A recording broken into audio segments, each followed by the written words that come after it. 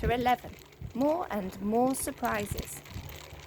There doesn't seem to be anyone here, said Beth, cautiously looking around. Well, who lighted that candle? Asked Moonface, his big round face looking anxious. We didn't leave it burning. Suddenly the father bear gave an angry growl and pointed to his chair.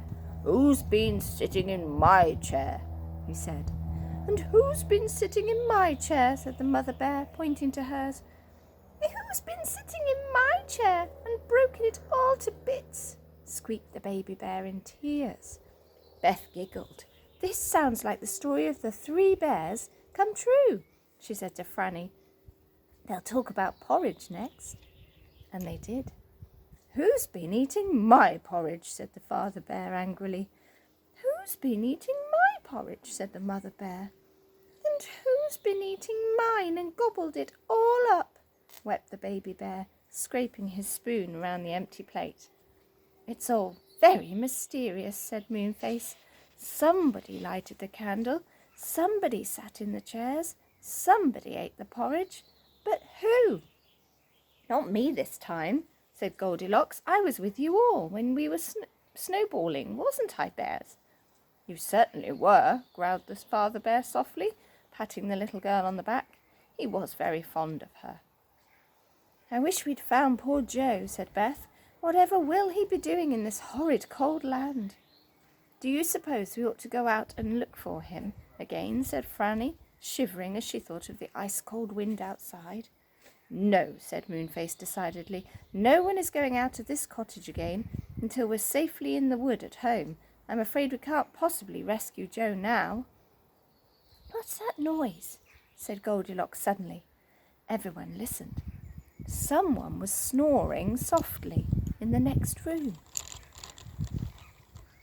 We never thought of looking there, said Moonface. Who could it be? Shh, said Goldilocks. If we can catch him asleep, we can hold him tight, and he won't be able to get away. But if he wakes up, he might be fierce. They tiptoed into the door to the door of the bedroom. One by one, they squeezed through. Who's been lying in my bed? Said the father bear, in a growly voice. Shh, said Moonface crossly. Who's been lying on my bed? Said Mother Bear. Shh, said everyone. And who's been lying on my bed and is fast asleep there still? Said the baby bear. Everyone stared at the cot.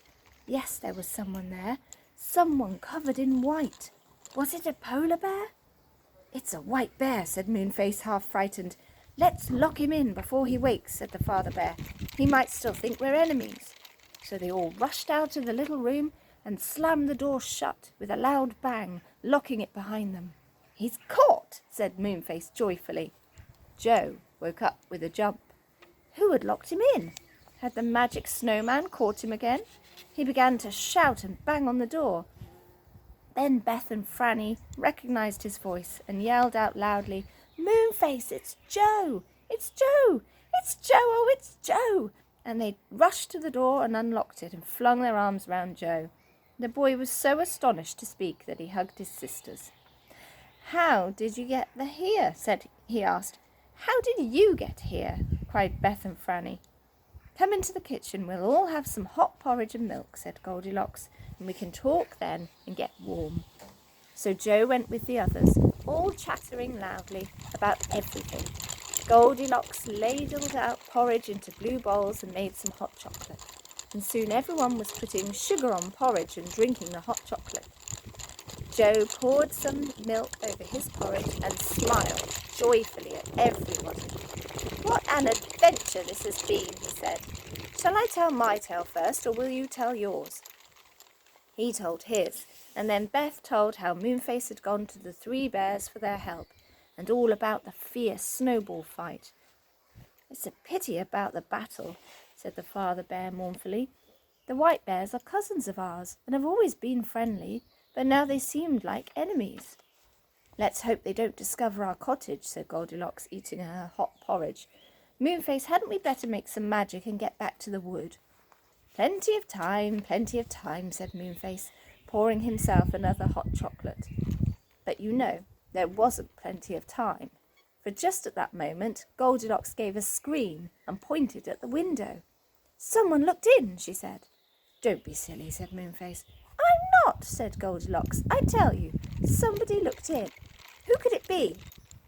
"The handle of the door is moving," yelled Moonface, and he leapt to the door. In a flash he had locked it and bolted it. The father bear got up and went to the window. He looked out into the snowstorm. "I can't see anything," he said, and then he growled loudly. "Yes, I can. I can see the white bears. They've surrounded our cottage. Now what shall we do?" "Well, they can't get in at the door, and they certainly can't get in at the window," said Moonface, looking fierce. The door shook, but it held well. Someone battered on it. "We shan't let you in," yelled Joe. "If anyone tries to open the window or break it, I'll throw this kettle at him," shouted Moonface, who was dancing about, waving the kettle in the air. "Moonface, that kettle has got hot water in it," said Franny. "Do be careful. You nearly dropped some on me." "I'll drop it on to any bear that dares to try and come in here," yelled Moonface, spattering the room with steaming drops. "Oh dear," said Beth. "Hide behind the bed, Franny. It seems to me that Moonface is almost as dangerous as the bears." Moonface soon realised that they were right, and that waving a hot kettle around was a foolish and dangerous thing to do, so he put it down again gently. Then the father bear had an idea, and dragged the big table across the room to block the door. Things were getting exciting. Joe and the girls were frightened, but they couldn't help feeling terribly thrilled too. Whatever was going to happen next? "Oomph! Oomph!" boomed the big bears outside, but they couldn't get in at the door or the window.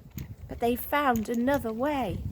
The chimney was wide and big, for the fireplace was one of those large old-fashioned kind and needed a wide chimney. One of the bears climbed up onto the roof, followed by 3 more. First one slipped down the big chimney. Down he went. Whoosh! Down went another, and the third, and the fourth.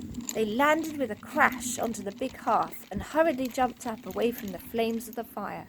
"Surrender!" they cried to the startled children and bears. "Surrender! The magic snowman is outside. Let him in." We'll find out what happens next. Chapter 12. What happened to the snowman? See you next time.